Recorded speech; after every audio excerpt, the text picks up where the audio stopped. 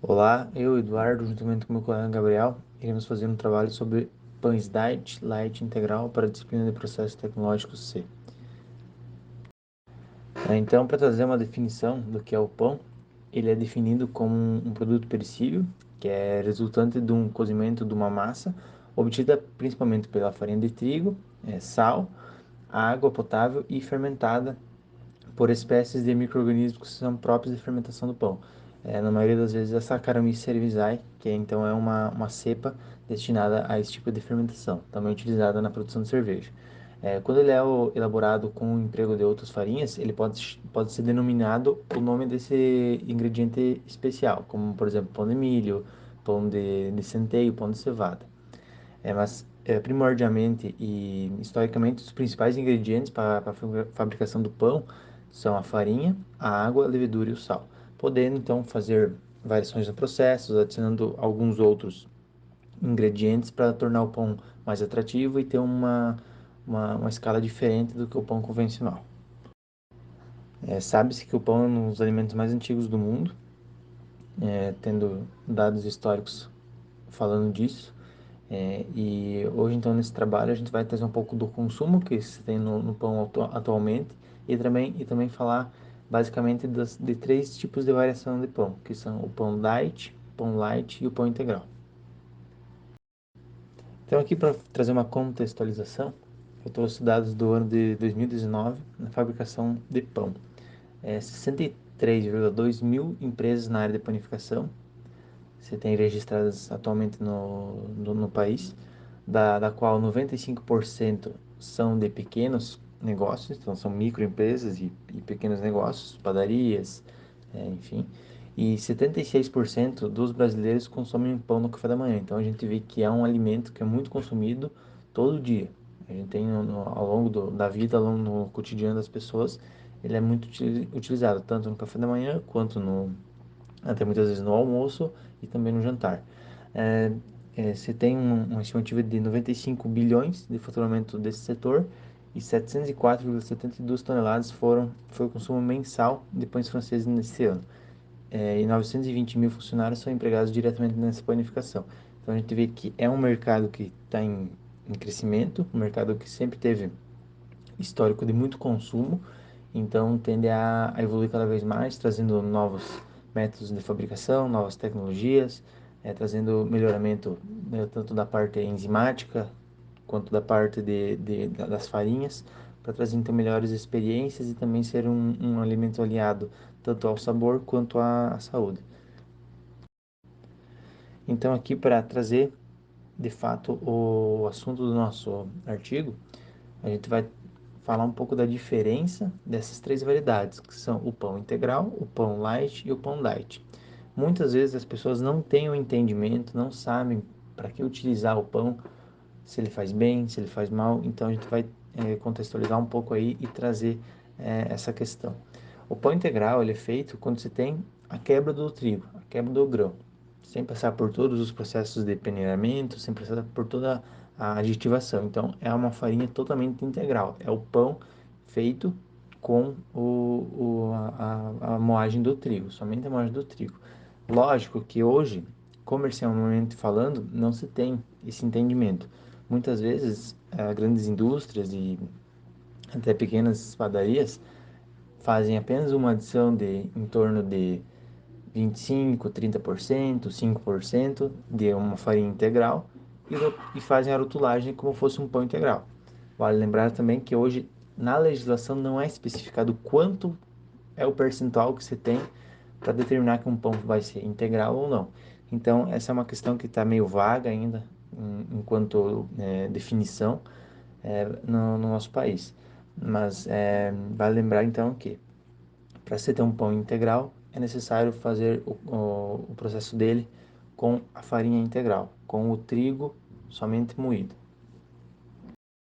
Muitas pessoas ainda têm dúvida quanto a classificação de light e diet, não somente em pães, mas como em todos os setores alimentícios, porque a gente tem vários produtos em diferentes segmentos que tratam dessas duas categorias diferentes. Quando a gente fala de light, a gente fala de uma redução. A gente tem teores menores, como por exemplo, reduzido é o teor de açúcar, reduzido o teor de gordura, reduzido o teor de sal. Isso é o pão light, ou o alimento light. Então, o pão diet, por sua vez, é um pão que tem a redução por completa de algum componente, algum constituinte presente no alimento. No caso do pão, a gente pode fazer a redução do açúcar, pode fazer a redução da gordura, fazer a redução de algum outro constituinte. Mas vale lembrar que para fazer essa redução, a gente tem que suprir a necessidade tecnológica do pão.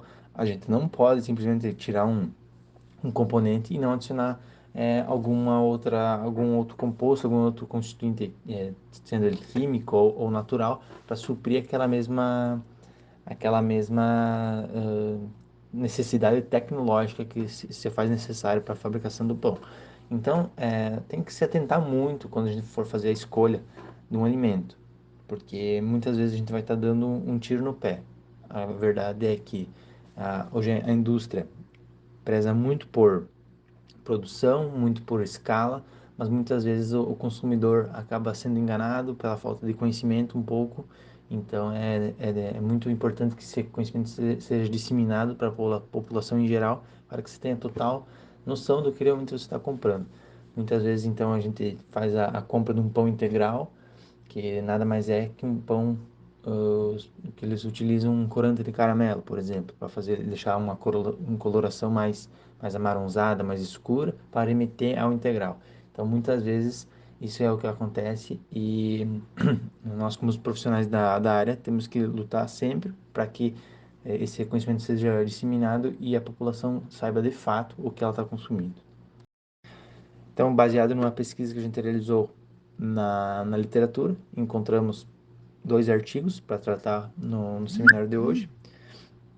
Então, esse primeiro artigo foi publicado no Jornal Internacional de Ciência de Alimentos e Tecnologia, no ano 2010, intitulado como Os Efeitos da Adição do grão de bico, os efeitos funcionais da adição do grão de bico no pão integral e no pão branco. Então ele vai trazer um pouco, contextualizar um pouco o que é o grão de bico, o que é o pão integral e trazer os resultados, os objetivos, como foram feitas as análises para chegar num resultado final. Então é um estudo sintetizado, otimizado, mas bem objetivo. Tem como um objetivo único entender o efeito da adição do grão de bico. O grão de bico que é uma proteína, a gente sabe que tem um valor biológico muito alto.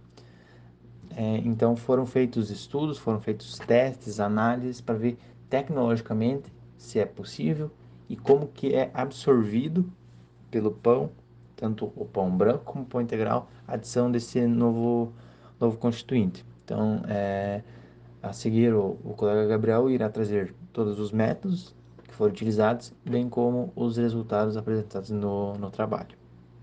Então, o artigo procurou investigar qual seria o efeito da adição do grão de bico, do emulsificante e do teor de água, não só de forma individual, mas também das interações que tem entre eles. Foram preparados então 2 tipos de pães, o pão branco e o pão integral. A gente vai estar focando mais nos efeitos que teve sobre o pão integral. Sobre o efeito no volume do pão, é um critério que é importante na avaliação da qualidade do pão. Geralmente o pão com o volume mais alto está relacionado a uma textura mais macia e uma alta porosidade, enquanto o pão que tem uma maior densidade está relacionado a uma textura mais compacta e um pouco mais dura. Nesse caso, então, só o emulsificante ele teve um efeito positivo, que foi significativo no volume específico do pão. Então, se o emulsificante não fosse adicionado, o volume seria um pouco menor e esse efeito combinado com a adição do teor de água teve esse efeito positivo no volume. O grão de bico, quando foi adicionado, ele não teve nenhum efeito significativo no aumento do volume. Outra característica importante, além da aparência, também é a textura do pão. Então, quando você faz uma análise da textura, não é apenas para medir a firmeza, mas também você consegue uma análise da qualidade de quem está fabricando. Então, para o pão de trigo integral, tanto o emulsificante quanto o teor de água tiveram um efeito significativo na redução da firmeza do miolo. A adição de grão de bico também não afetou significativamente a firmeza do miolo do pão. Então isso está muito relacionado, pois que depois que você adiciona o emulsificante, o desenvolvimento da massa, por exemplo, a estabilidade da fermentação e a estabilidade da massa ela é melhorada. Então outro efeito importante também com a adição de água, quando o teor de água é muito baixo na formulação, o miolo ele tende a ser um pouco mais duro, porque a capacidade de absorção da água da farinha ela depende e vai ser aumentada pelo maior teor de farelo, vai ter um amido mais danificado e uma maior atividade enzimática que vai estar influenciando nessa firmeza. Sobre a cor na crosta do pão, esse é um critério sensorial importante para os consumidores, que muitos optam por um pão mais claro ou por um pão mais escuro. Então, no pão de trigo integral, tanto o grão de bico quanto a água tiveram um efeito no escurecimento da crosta do pão, mas além disso, tem outros fatores que influenciam, como a temperatura de cozedura. Então, um cozimento por muito tempo vai resultar em uma crosta de pão um pouco mais escura. Também o estudo verificou uma cor mais amarelada e atrelaram isso ao efeito do farelo de trigo integral que teve sobre a cor. Então, a respeito da porosidade do miolo, o grão de bico ele teve um efeito negativo, tanto no diâmetro dos poros quanto na área porosa. Quanto mais de água foi adicionado, mais macio se tornou o miolo, enquanto mais grão de bico foi adicionado, mais duro foi o miolo. Nessa parte, a adição de emulsificante ela ajuda a fortalecer a rede de glúten, então vai permitir uma maior expansão do tamanho dos poros e um miolo de pão mais poroso, porque eles contribuem para formar mais e menores células de ar, o que vai levar então à estrutura do miolo fino no produto final. Outro artigo que a gente encontrou, que a gente conseguiu localizar na literatura, foi o artigo que foi publicado na revista de Ciências dos Cereais no ano de 2014. Então, um artigo que a gente encontrou no Elsevier, que é um banco de dados muito antigo, muito renomado. Então, é publicado é, neste ano de 2014. Então, a gente consegue ter uma noção de que é um artigo de bom impacto, boa relevância, que foi intitulado como A influência dos processos de fermentação e grão de cereais em pães integrais na redução do teor de fitato. Então, uma análise mais tecnológica, mais físico-química, que eles realizaram para identificar qual que é realmente a influência no processo da fermentação, realizando a redução desse teor. Um pouco mais amplo, um pouco mais complexo do que o artigo anterior. Este artigo ele tem o objetivo de fazer uma investigação bem minuciosa do efeito dessa fermentação das massas preparadas com a farinha de cereais integrais selecionadas sobre os níveis de fitato durante a panificação, incluindo então a otimização dos grãos selecionados sobre os níveis de fitato durante essa panificação, das condições de fermentação adequadas, incluindo o tempo, temperatura, em relação às várias misturas dos grãos e cereais. Então, foi feito também diversas análises, diversos bancos de dados foram utilizados para chegar no resultado final.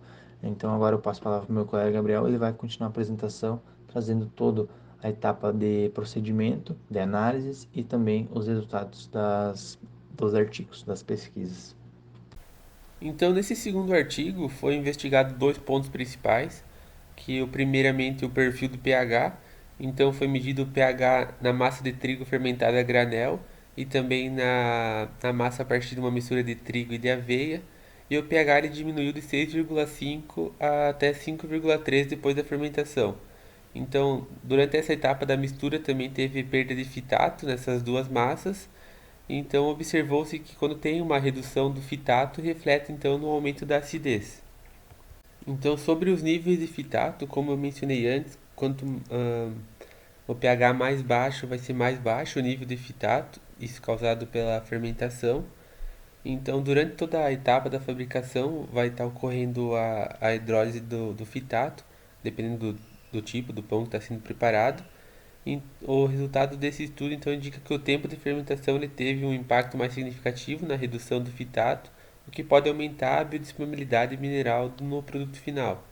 Então, a panificação com fermentação de fermento ela pode resultar em uma condição de pH mais adequada para a degradação desse fitato através das fitases. E a fermentação lática, com a produção do ácido lático e outros ácidos orgânicos, o pH ele vai ser mais baixo, então é provável que a atividade de fitase seja aumentada. Então, esse teor de fitato ele depende muito do pH da amostra E esse efeito, essa influência do pH, ela pode ser observada justamente nessa etapa da fermentação. Então, por exemplo, no artigo eles verificaram que quando eles adicionaram mais farinha ao fermento, o nível de fitato eles aumentaram, conforme já era esperado, mas foram diminuindo novamente quando foi iniciando o processo da fermentação. O gráfico aqui então mostra o teor de fitato no pão de centeio durante as condições de processamento. Então, justamente aqui dá para ver qual que é o efeito da dependência do tipo de farinha e também do procedimento que vai ser aplicado, bem como também como a temperatura influencia nesse nível. A fermentação, então, na massa fermentada de centeio teve, devido a essa diminuição do pH, teve um efeito maior na redução do fitato do que no pão integral fermentado a granel. Mas ambos os métodos de fermentação eles são considerados técnicas úteis para controlar esse nível de fitato e sendo assim tu também controlar a biodisponibilidade do mineral. Então, por exemplo, só para fazer uma abordagem mais geral, se alguém está pensando em comer um pão contendo fitato por razão de saúde, o pão integral feito da mistura de trigo e de aveia é a melhor opção, segundo o artigo, pois teve uma redução máxima de fitato de apenas 44%, e ao contrário daqueles que querem aumentar a biodisponibilidade de minerais, consumir o pão de centeio fermentado. Nós buscamos algumas tendências para trazer para vocês também. Encontramos o pão integral enriquecido com farinha de subprodutos de mamão. Então a gente achou muito interessante, visto que o mamão ele tem essa grande quantidade de subprodutos que é gerado, como as cascas e as sementes, que muitas vezes não são aproveitadas, e elas têm um grande valor nutricional, como o valor de fibras, de proteínas e de antioxidantes. Então o objetivo é desenvolver um pão de forma integral adicionando uma farinha mista proveniente dessas cascas e das sementes do mamão. Então, o que se destaca na composição da farinha é o elevado teor de fibra. Então, há sim uma melhoria dos valores nutricional do pão. E além do aumento do teor de fibra alimentar, também observou-se um aumento do teor de proteínas e um baixo teor de lipídios. Então, apesar desses benefícios, ele apresentou uma diminuição da qualidade tecnológica, como na cor e na firmeza, mas eles fizeram uma análise sensorial e mesmo assim ele teve uma boa aceitação dos provadores. Então dá para comparar que os benefícios que tem pelo aumento do teor de fibras, eles podem compensar essa diminuição da qualidade tecnológica do produto. Além de que você vai estar utilizando esses subprodutos do mamão, você vai estar evitando muito o descarte deles no meio ambiente. Então a gente vê essa necessidade de alguns estudos no futuro tentar achar um equilíbrio entre essa melhoria nutricional e manter a qualidade tecnológica do produto.